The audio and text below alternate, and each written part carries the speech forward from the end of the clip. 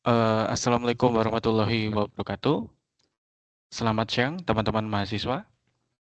Pada pertemuan siang hari ini, kita akan membahas mengenai Bank Desa. Nah, pada pertemuan sebelumnya, kita sudah membahas salah satu lembaga di bawah naungan Volkskredietwesen atau Dinas Perkreditan Rakyat. Lah, di mana Dinas Perkreditan Rakyat itu membawahi 3 lembaga. Pertama, ada Lumbung Desa yang sudah kita bahas pada pertemuan sebelumnya. Lalu ada Bank Desa yang akan kita bahas pada pertemuan siang hari ini. Dan yang terakhir ada Afdeling Bank atau Bank Kabupaten yang insya Allah akan kita bahas pada pertemuan selanjutnya. Nah, pada pertemuan siang hari ini kita akan fokus membahas mengenai Bank Desa. Nah, sebelum kita lanjut mempelajari lebih jauh mengenai materi Bank Desa, saya ingin mengetahui apakah kalian para mahasiswa itu mengetahui sebagaimana pengetahuan kalian itu sampai mana mengenai Bank Desa. Silakan scan QR barcode ini dan tuliskan jawaban kalian di situ. Nanti akan saya nilai seperti itu.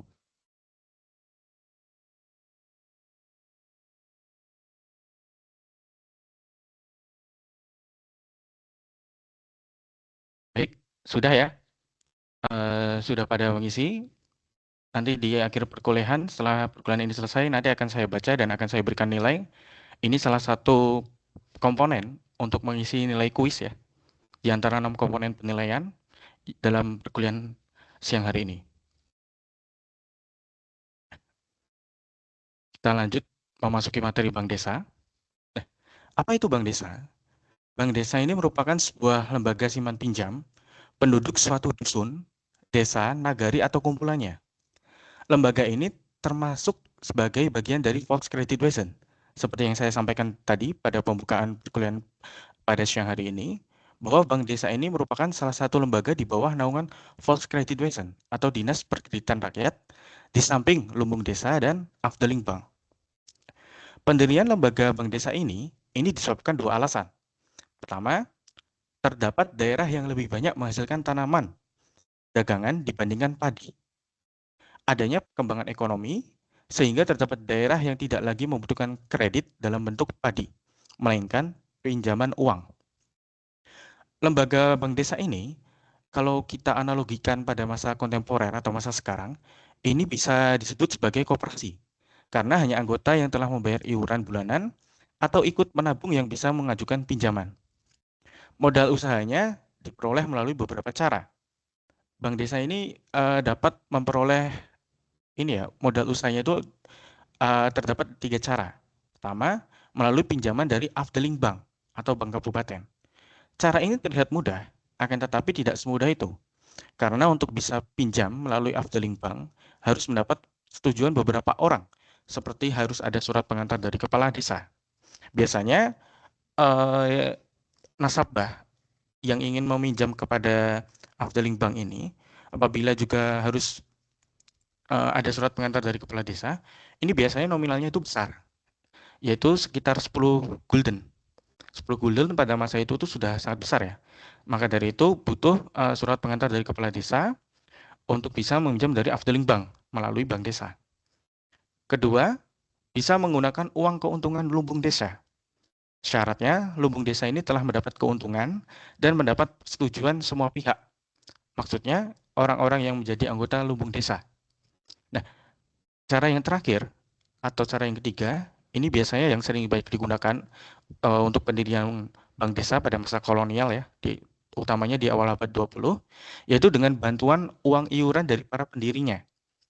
Hal itulah yang paling susah sebenarnya, karena harus ada pionir atau tokoh yang mempelopori untuk bersedia menginvestasikan atau menyerahkan uangnya sebagai modal awal dalam mendirikan bank desa. Dalam hal ini, tentunya yang bisa dimintai bantuan adalah orang-orang kaya yang ada di desa, termasuk kepala desa. Gitu.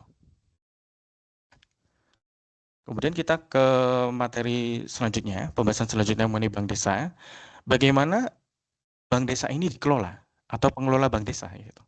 Nah, bank desa ini dikelola oleh pengurus dengan struktur meliputi kepala desa, tentunya sebagai ketuanya, dan anggotanya ini sebagian berasal dari penduduk kaya. Biasanya kades didampingi dengan carik. Kepala desa ini dijadikan ketua dalam mengelola bank desa karena dibutuhkan kewibawaannya, wisdomnya, untuk mengelola bank desa dan adanya sifat patron klien masyarakat tradisional yang masih kuat. Kepala desa biasanya dijabat juga oleh orang kaya. Dengan kedudukannya itu, maka perintah dan permintaannya itu menjadi suatu keharusan yang harus ditaati oleh penduduk desa. Karena dalam struktur masyarakat desa, kepala desa ini sangat dihormati. Jadi kalau nanti ada suatu kasus, misal ada kredit macet atau apa, itu kepala desa itu bisa mengetahui masyarakat mana yang eh, mengalami kredit macet. Kemudian sebenarnya mereka itu akan segan atau sungkan ya pada masa kolonial itu, terutama hidup di pedesaan itu kepada kepada kepala desa seperti itu. Nah, kepala desa ini biasanya juga dijabat oleh orang kaya. Dengan kedudukannya ini, maka perintah dan permintaannya itu menjadi suatu kewajiban atau suatu keharusan yang harus ditaati oleh penduduk desa. Penduduk kaya ini dijadikan sebagai pengelola karena biasanya menjadi investor untuk modal awal pendirian dari bank desa. Penduduk kaya biasanya disegani penduduk desa karena kekayaannya itu. Ini bisa kita bahkan masih bisa kita lihat dalam kehidupan masyarakat kita sekarang ya. Apabila hidup di desa maupun di kota bahkan. Kalau misal ada penduduk salah satu penduduk itu yang kaya, itu pasti akan memiliki stratifikasi sosial yang tinggi ya. Maksudnya dihormati kemudian seperti itu. Nah, penduduk kaya ini kan biasanya disegani penduduk desa karena kekayaannya. Sehingga penduduk desa ini terpaksa harus memperhitungkan pengurus lainnya apabila dia kebetulan tidak sejalan dengan kepala desanya. Oleh karena itu, diharapkan dengan kewibawaan kades, carik, dan penduduk kaya, kredit macet atau tunggakan ini dapat diminimalisir. Seperti itu. Kemudian kita ke mekanisme dan pengguna bank desa. Nah, bank desa ini awalnya memungut bunga yang sangat tinggi kepada para peminjamnya, antara 24 sampai 40% per tahun. Ini walaupun dikategorikan tinggi, akan tetapi tidak setinggi apabila petani atau rakyat desa ini meminjam kepada lintah darat atau rentenir atau pengijon, di mana bunganya yang ditetapkan oleh para lintah darat ini, rentenir atau pengijon ini sekitar 25 sampai 50% per bulan, bukan per tahun. Nah, bank desa ini awalnya ini memungut bunga tinggi kepada para peminjamnya, antara 24 sampai 40% per tahun. Hal itu dilakukan karena bank desa pada awalnya mengalami kesulitan untuk mendapatkan modal awal. Ya seperti tadi kita bahas di awal tadi, bahwasanya modal awal dari bank desa ini kesulitan sebenarnya.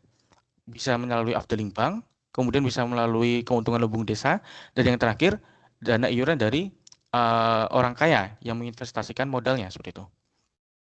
Akan tetapi ketika jalannya suatu perkembangan bank desa ini kan pasti akan mendapat keuntungan.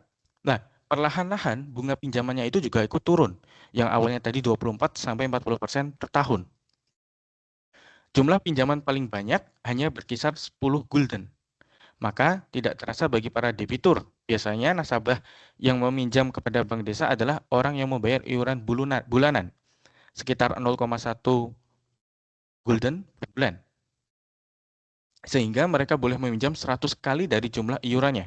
Berarti dapat meminjam sebanyak 10 gulden seperti itu. Nah, terkait mekanisme pembayarannya, ini dilakukan dengan bisa angsuran bulanan atau mingguan. Apabila nasabah atau peminjam ini atau rakyat ini meminjam kepada bank desa, apabila mengambil mingguan, ini bisa setiap 1 minggu itu membayar 1 gulden selama 1 minggu. Jadi total mengembalikannya itu 1 gulden dari pinjaman 10 gulden situ. Jadi para debitur harus menanggung beban bunga 1 gulden untuk pinjaman yang diterimanya seperti itu. Jadi totalnya kalau misal harus mengangsur selama 1 gulden itu nanti 11 gulden. Nah, padahal para debitur ini hanya meminjam 10 gulden. Nah, oleh karena itu bunga yang ditetapkan itu adalah sebanyak 1 gulden seperti itu. Nasabah bank desa adalah penduduk desa itu sendiri. Otomatis mereka saling mengenal satu sama lain. Mereka juga saling bertanggung jawab atas seluruh pinjaman yang dibuat kelompoknya, karena diterapkan aturan tanggung renteng untuk kebijakan pinjaman bank desa. Nah, aturan tanggung renteng ini maksudnya apabila ada salah satu anggota di kelompok tertentu, misal katakanlah di kelompok A, kelompok tani A, jumlah 10 orang. Nah, ada satu anggota di antara 10 orang itu yang mengalami kemacetan dalam mengembalikan kreditnya kepada bank desa. Nah, hukumannya yang ditetapkan oleh bank desa ini berdasarkan peraturan itu yang memakai sistem tanggung renteng ini, maka seluruh anggota itu juga akan terkena hukumannya atau sanksinya. Seperti itu. Apabila terdapat tunggakan di antara nasabah tadi, selain terkena larangan untuk meminjam bagi seluruh anggota kelompok, maka yang bersangkutan juga akan menerima denda. Oleh karena itu, sesungguhnya bank desa ini memiliki sifat sosial karena digunakan untuk menyusun kebersamaan para nasabahnya, sehingga para nasabah bersedia bersama-sama melunasi pinjaman. Pinjaman secara kelompok ada tanggung jawab bersama. Apabila salah satu anggota kelompok belum melunasi, maka seluruh anggota tidak boleh mengajukan pinjaman lagi. Itu yang dimaksud dengan sistem tanggung renteng yang diterapkan melalui bank desa. Nah, sifat sosial lain dari bank desa ini adalah di setiap akhir tahun ya. Ini bukan akhir tahun Masehi, tapi biasanya akhir puasa ya, menjelang akhir puasa atau mau mendekati Lebaran, itu biasanya bank desa ini menghitung keuntungannya, lalu dibagikan kepada anggotanya, terutama para investor yang menyumbangkan modal awal untuk bank desa dalam mendapatkan keuntungan. Biasanya para investor yang terdiri dari orang-orang kaya di desa ini mendapat keuntungannya dalam bentuk saham investasi yang nilainya sekitar 1 hingga 5 gulden untuk setiap sahamnya. Nah, sebenarnya hal itu menimbulkan suatu kritikan ya terhadap bank desa pada masa itu, karena bank desa ini dianggap dijadikan sebagai bisnisnya para orang kaya di desa, seperti kades dan kerabatnya berbisnis di situ. Nah, hal tersebut dapat terjadi karena pengelola bank desa ini tidak mendapat gaji, tapi berhak menentukan siapa yang mendapat pinjaman, biasanya orang dekat atau kerabatnya. Para nasabah sebelumnya harus membayar iuran sebesar 0,1 sampai 0,5 gulden per bulan. Nah, nasabah akan mendapat pinjaman bank desa apabila uangnya ini digunakan untuk keperluan pertanian, perdagangan, membangun rumah, dan untuk kebutuhan hidup. Maksudnya bank desa ini juga akan ini selektif ya. Bank desa ini maksudnya selektif apabila nasabah ini mau mengajukan pinjaman, ini harus untuk keperluan yang produktif, seperti untuk keperluan pertanian tadi, kemudian perdagangan, atau memenuhi kebutuhan hidup. Nah, sebaliknya, apabila pengajuan nasabah ini tidak untuk hal-hal yang produktif, itu akan ditolak ya, misalnya untuk hajatan, untuk keperluan pesta, seperti pernikahan dan khitanan. Nah, masyarakat ini juga tidak kehabisan akal pada masa itu. Masyarakat kita Hindia Belanda ya, terutama rakyat-rakyat pedesaan, pada masa itu juga tidak kehilangan akal. Mereka mencari cara bagaimana bisa mengakali peraturan tersebut. Oleh karena itu, masyarakat ini sering penduduk desa atau masyarakat ini mengakali aturan itu dengan menggadaikan terlebih dahulu sawah, tanah maupun kerbaunya. Nah, setelah aset-aset mereka itu digadaikan, mereka akan mengajukan pinjaman kepada bank desa untuk menebus sawah maupun kerbaunya. Nah, otomatis kan ini untuk keperluan produktif ya. Untuk menebus sawah maupun kerbaunya itu kan untuk keperluan produktif. Akan tetapi sebenarnya pinjaman itu akan digunakan penduduk desa untuk mengadakan pesta tadi, baik pernikahan maupun khitanan, habis sunat seperti itu. Nah, bank desa ini juga menetapkan aturan bahwa apabila nilai pinjaman yang diajukan nasabah melebihi 10 gulden, maka yang bersangkutan harus menghadap pengurus bank daerah atau Afdeling Bank. Ini sudah dijelaskan di awal tadi bahwa apabila nasabah ingin meminjam 10 gulden, bahkan melebihi itu, maka yang bersangkutan itu harus mendapat setujuan dari kepala desa, kemudian bisa diajukannya ke Afdeling Bank atau bank daerah atau bank kabupaten seperti itu. Hal itu dapat terjadi karena uang 10 gulden pada masa itu termasuk tinggi, serta bank desa sesungguhnya akan melakukan pinjaman kepada Afdeling Bank. Maka yang bersangkutan harus menghadap pengurus bank daerah yaitu Afdeling Bank. Dengan bunga pinjaman yang cukup tinggi, di antara sekitar 24-40% per tahun, ini pada awal-awal Bank Desa ya. Bank Desa ini memperoleh keuntungan dengan cepat, sehingga mampu mengembalikan pinjaman yang digunakan sebagai modal awalnya. Nah, dengan kebijakan yang diterapkan seperti itu, keuntungan yang diperoleh sebagian digunakan untuk dana cadangan. Sisanya menjadi bagian keuntungan investor atau anggota yang mempunyai kewajiban untuk membayar iuran atau menabung setiap bulannya atau pada periode tertentu. Ini sangat mirip dengan koperasi. Jadi setiap anggota di bank desa ini harus membayar iuran sebesar 0,1 sampai 0,5 gulden per bulan. Nah, nanti hasil keuntungan di koperasi itu akan dibagi kepada anggotanya seperti itu.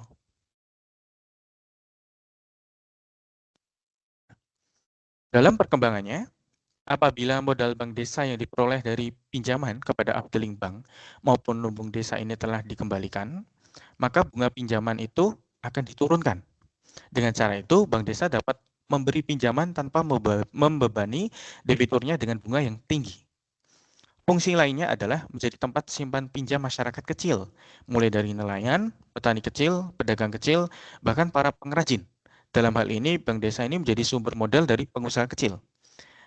Saya beri penjelasan mengenai contohnya. Misalnya ada kasus nelayan di Kepulauan Seribu yang melakukan pinjaman kepada bank desa untuk pengeringan ikan. Lalu juga di Batang, di daerah Batang itu ada para nelayan mengajukan pinjaman untuk membuat perahu-perahu. Nah, bank desa ini juga memberikan pinjaman kepada nelayan tadi di Kepulauan Seribu dan Batang dengan dana yang berasal dari bank daerah atau kabupaten yang disebut Afdeling Bank karena melebihi dari 10 gulden. Bank desa ini menjadi penting dalam kehidupan masyarakat pedesaan karena diharapkan mampu menghindarkan para penduduk pedesaan dari jeratan lintah darat atau pengijon itu tadi atau tengkulak ya. Karena mereka memberikan pinjaman dengan sangat bunga tinggi seperti yang saya jelaskan tadi bahwa pinjaman dari mereka itu bisa sampai 25 sampai 50% per bulan ya. Per bulan harus harus menyicil kepada para tengkulak, lintah darat atau pengijon itu sebanyak 25 sampai 50% per bulan. Berbeda dengan bank desa tadi. Di awalnya walaupun sangat tinggi, 24 sampai 40% ya, 24 sampai 40%, tapi per tahun kalau bank desa itu. Nah, akan tetapi kan bank desa pada kembangannya kalau sudah mendapat keuntungan, bunga itu semakin diturunkan menjadi sampai 20% saja, seperti itu. Nah, bank desa ini merupakan suatu lembaga yang dibentuk supaya masyarakat ini terhindar dari penduduk pedesaan dari jeratan lintah darat. Seperti memberi pinjam, karena mereka memberikan pinjaman dengan bunga yang sangat tinggi. Sehingga oleh pemerintah kolonial dianggap sebagai penyebab kemiskinan penduduk pedesaan. Karena masyarakat atau penduduk desa itu sudah mulai berhubungan dengan lintah darat atau pengijon tadi. Kemudian di akhir perkuliahan ini, saya ingin memberikan tugas ya. Walaupun pada pertemuan minggu depan kita akan membahas mengenai Afdeling Bank, tapi saya ingin kalian memperdalam lagi pengetahuan mengenai bank desa. Yaitu tugasnya kalian bisa membuat makalah mengenai bank desa yang ada di berbagai wilayah pada masa Hindia Belanda. Pilih satu saja, tapi fokus, misalnya bank desa di Purwokerto. Nah, tugas ini disusun dengan memperhatikan beberapa ketentuan sebagai berikut. Minimal 7 lembar, boleh memakai set note atau body note, catatan samping, ataupun footnote, yaitu catatan kaki. Daftar pustaka minimal memakai 5 buku dan 5 artikel ilmiah, jurnal ya. Struktur makalah meliputi ada latar belakang, permasalahan, isi, dan simpulan. Tugas disusun menggunakan kertas berukuran A4, marginnya 4, atas 4, kiri 4, bawah 3, dan kanan 3, dengan fontnya itu Times New Roman, dengan ukuran 12 dan jarak spasinya 1,5. Tugas dikirimkan atau dikumpulkan melalui alamat surel saya, paling lambat minggu depan ya, sebelum pertemuan kita mulai lagi, melanjutkan materi mengenai Afdeling Bank atau Bank Kabupaten. Bisa dikirimkan kepada saya, emailnya melalui surel. Alamat email saya yaitu fauzansyahrulramadan@live.udip.ac.id. Seperti itu. Ini referensi yang saya gunakan dalam menyusun materi pada pertemuan siang hari ini. Kemudian, silakan bagi mahasiswa atau mahasiswi yang ingin menyampaikan pertanyaan. Ya, baik, kalau misal sudah tidak ada ya pertanyaan atau masih ada yang belum ingin bertanya, mungkin nanti setelah pertemuan ini kalian bisa membaca-baca lagi materi yang kita jelaskan tadi, saya sampaikan tadi melalui perkuliahan pada siang hari ini, dan nanti kalau misal ada pertanyaan bisa disampaikan pada pertemuan minggu depan. Seperti itu. Perkuliahan bisa kita akhiri. Semoga perkuliahan pada siang hari ini bermanfaat dan bisa berguna bagi kita semua dalam menambah ilmu pengetahuan. Perkuliahan bisa kita akhiri. Terima kasih atas partisipasinya pada siang hari ini. Billahi taufik wal hidayah. Assalamualaikum warahmatullahi wabarakatuh.